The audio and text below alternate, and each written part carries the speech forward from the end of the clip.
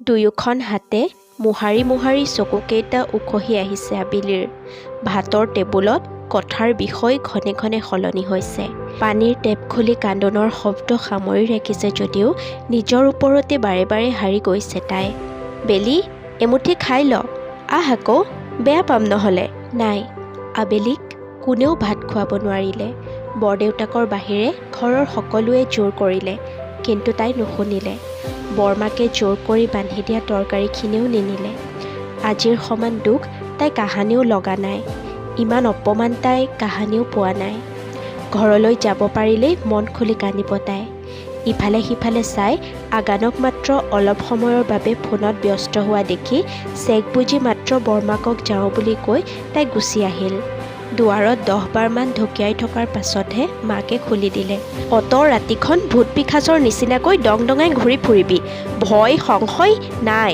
বাহিৰা বস্তু লাগি আহিব কোনোবা দিনা, তাৰ পাছত আমাক গোটেই মুখাকে খাই মাৰিবি।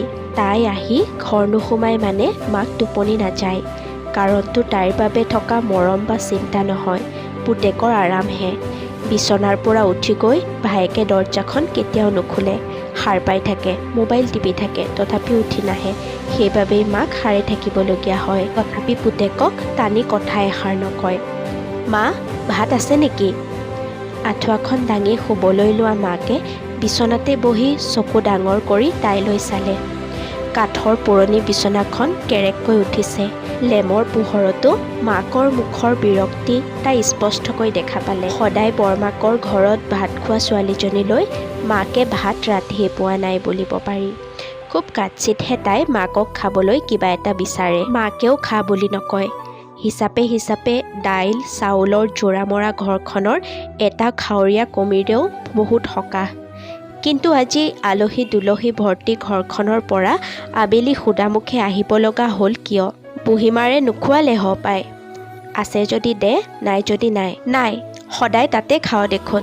তাতে আজি ভাইৰৰ লগৰ মনটো ওলালহি তাৰ লগতে। মোৰ নিজলৈকে নাতিলে। মৰ নিশাখন ভাত বিচাৰিবি বুলি জনা হ'লে কেইটামান সৰহকৈ ৰান্ধিলোহেঁতেন। মাকৰ লগত চুপতি মৰাৰ শক্তি আৰু ইচ্ছা এটাও তাইৰ নাই। প্লাষ্টিকৰ জাৰটোৰ গোটেইখিনি পানী ঢোক ঢোককৈ গিলি থলে তাই। পিঠাগুড়ি দুটামানকে খা, কল আছে নহয়। নাখাওঁ। আৰু যাবি বুঢ়ীৰ ওচৰলৈ। গেবাৰী খাটি খাটি কিডাল লাভ হৈছে? যি দুপইচা দিয়ে তাকো কিতাপ কিনি শেষ।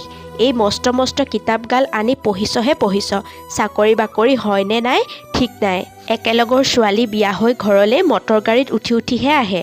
পাৰ্লাৰৰ কাম শিকিবলৈ তাইৰ নাক কাটে।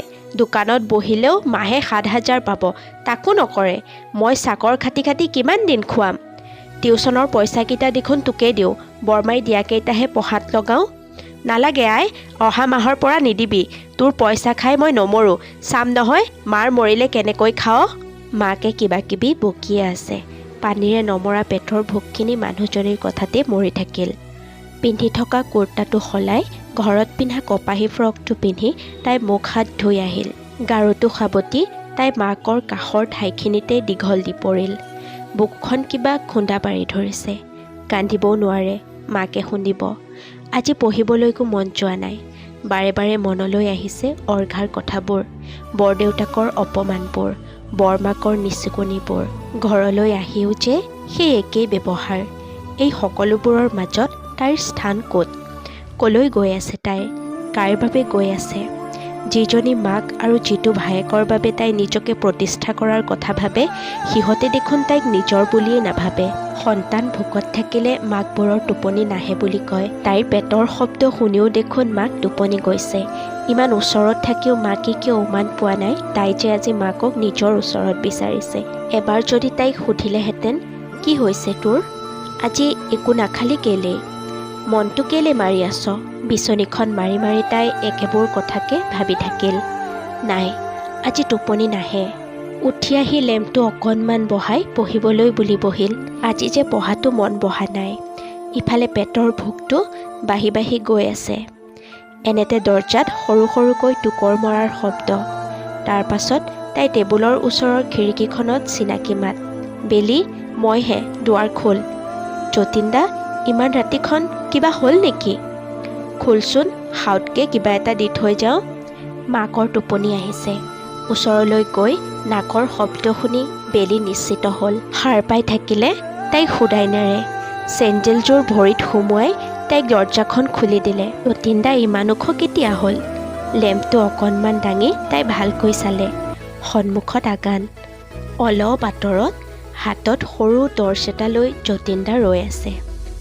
এইডালে মোক মাৰিব কোনোবা দিনা। আগপাছ নাভাবি তাই আগানৰ বুকুত ভেজাতি এক প্ৰকাৰ ঠেলি আঁতৰাই নিলে। মাথাটো গণ্ডগোল আছে নে কিনো মানে? মায়ে দেখিলে যে কলিজা খাব। কি লাগে এই ৰাতিখন?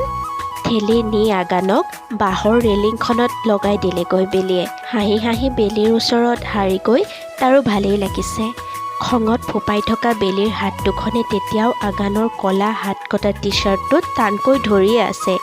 এইবাৰ তাৰ সঁচাকৈয়ে হাঁহি উঠিল। হাঁহিবলৈ কি হৈছে? কেলে আহিছে সুধি আছোনে নাই? এৰি দে, ৰেলিংখন ভাঙি থাকিব নহ'লে। আবেলিৰ তেতিয়াহে হুঁচ আহিল। নিজকে আঁতৰাই আনিলে আগানৰ ওচৰৰ পৰা। ভয়তেহে কৰিলোঁ, চৰি। কান্দিছিলি কেলে? নাই কন্দা। বাৰু এইটো ল, খাই ল। হাতত থকা সৰু হটকেছটো আবেলিলৈ আগবঢ়াই দিলে আগানে। থাপ মাৰি সেইটো লৈ যিমান পাৰি সিমানে চেপা মাতেৰে এইবাৰ আবেলিয়ে তাক প্ৰায় অনুৰোধ কৰা দি কৰিলে। মই খাম, আপুনি যাওক না। মায়ে দেখিলে বহুত ডাঙৰ কথা হৈ যাব। নাযাওঁ, তই খাই লৈ এইটো খালী কৰি দে, তেতিয়াহে যাম। হে কৃষ্ণ, কি যে অভং মানুহ। যাওক না, খাম নহয় মই। অ' যতীন দা, আপুনি কওক আকৌ কিবা এটা। আমি একো নকোৱাই ঘৰত যিহে আলহীৰ ৰচক পচক, তাতকৈ ইয়াতে থাকি ভাল পাইছোঁ পাই। তই খাৱতকৈ খাই আহ, আমি জপনা মুখতে ৰৈ আছোঁ। দেখিলি, লাভ নাই, আমি ৰৈ আছোঁ, তই খাই আহ। উপায় নাপাই দৰজাখন এনেই জপাই বেলি ভিতৰলৈ সোমাই আহিল। মাক বিচনাতে বহি আছে। তাৰমানে চব গম পায়। যতীনে ভাত দিলেহি হপায়। টেবুলত বহি ঢাকনখন খুলি চাই শোকটো উজাই আহিল তাইৰ। পেটৰ মাছ দুইডোখৰ আজিও বৰমাকে তাইলৈকে থৈছে। ভাতৰ ওপৰতে তাৰে এডোখৰ ভাজি দিছে। আঞ্জাবোৰ ভাতত ঢালি দিলে তাই বেয়া পাই কাৰণে সৰু বাতি এটাত বেলেগকৈ দিছে। তাতো এডোখৰ মাছ। দাংবডি ভাজি, পেটুৰ ভাজি চব অকণ অকণ দিছে। ইমানবোৰ বস্তু থাকোঁতেও নিজে বনোৱা আমৰ আচাৰকণ দিবলৈ পাহৰা নাই।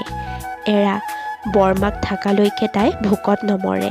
ভাতকেইটা গিলোতে সৰসৰকৈ বৈ থকা চকু পানীখিনিক তাই বাধা দিয়া নাই। এনেকুৱা দিনবোৰক ঈশ্বৰৰ অভিধানত কি বুলি কোৱা হয় আবেলিয়ে নাজানে। তাই কিন্তু মানুহ চিনাৰ দিন বুলি ডায়েৰীত লিখি থয়। লৰালৰিকৈ ভাতকেইটা খাই তাই হটকেছটো লৈ ওলাই আহিল। দৰজা খোলাৰ উমান পাই অলপ আঁতৰত থকা আগাত ওচৰ চাপি আহিল। এইটো কিন্তু ধুব লাগিব। হ'ব, পেট ভৰিলে? বেলি, তই লঘোণে থাকিলে দেউতাই জানো কষ্ট নাপাব? তোলৈ মাছ এপিচ গোটাও বুলি বৰদেউতাৰ গালি খাই হ'লেও বৰশীটো লৈ মানুহজনক ঘূৰি ফুৰা দেখিছোঁ মই। এতিয়া তই ভোকত থাকিলে কিমান দুখ পাব ভাবি চাচোন। এনেকুৱা নকৰিবি। বৰদেউতাই বেয়া কৰিছে তোৰ লগত, তাৰ কাৰণে মই চৰি কৈছোঁ। মই পইচাৰ কাৰণে কাম নকৰোঁ নহয়, বৰমাৰ কাৰণেহে কৰোঁ। বৰ্তাই মানুহৰ আগত সদায় এনেকুৱা কৰে। মই পইচা খুজি পোৱাই নাই কাহানিও। মই জানো, তোক বুজি পাওঁ নহয়। বেয়া লাগিছে মনটো। মাটিত থোৱা হাত লেম্পটোৰ পোহৰত আবেলিৰ চকুৰ পানীখিনি ঠিকেই দেখিলে আগানে। মুচি দিলে লাহেকৈ। তই আমাৰ খুব মৰমৰ। এনেকৈ কান্দিলে বেয়া লাগে নহয়। শুই থাক এতিয়া, মই যাওঁ। আমাৰ মানে বৰমাৰ, যতীন দাৰ আৰু কিয় জানো তাইৰ জানিবৰ মন গৈছে তাই আগানৰ মৰমৰ হয়নে। আৰু মোৰ যা এতিয়া। আপুনিও খাই ল'ব, নোখোৱাকৈ নুশুব। যাবলৈ খোজা আগানৰ হাতখন লাহেকৈ খামুচি ধৰিলে বেলিয়ে। আবেলি গুচি অহাৰ পিছত যে আগানেও খোৱা নাই তাই জানে। বুজা নুবুজাৰ মাজেৰে আগবঢ়া অনুৰাগবোৰ নৈপৰীয়া সুহুৰি এটাৰ দৰেই বাজি থাকে দুয়োটাৰে বুকুত। মুখৰ দুয়োৰে পৰাণ। ওঠতহে শব্দৰ অহেতুক অনাটন। এই যে পিছলি পৰা দুটা শব্দই কাঢ়ি নিব ভাল লগাৰেই নীৰৱ মাদকতা। মোৰ পেট ভৰিল, তই ভিতৰলৈ যা। তৰা ভৰা আকাশখনত জিলিকি থকা জোনবাইটোৰ দৰেই নিৰ্মল এখিনি জোনাক বুকুত বান্ধি আগানে আবেলিৰ গালত আলফুলে এটা চুমা আঁকি দিলে। Good night.